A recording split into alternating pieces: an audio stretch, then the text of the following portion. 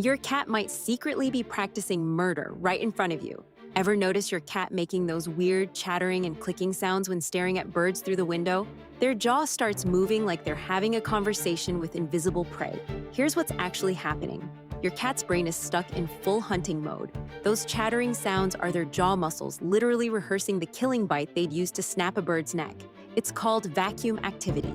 That's when animals perform hunting behaviors even when there's no actual prey around. Their teeth are chattering with pure anticipation. The crazy part is indoor cats who've never hunted a day in their lives still do this perfectly. It's hardwired into their brain. Some cats even chatter at laser pointers the same way, but they mostly save the intense chattering for birds because that's what triggers their deepest predatory programming. So next time you see your sweet house cat doing this, remember they're basically practicing how they'd kill something. Your cat really might be secretly practicing murder.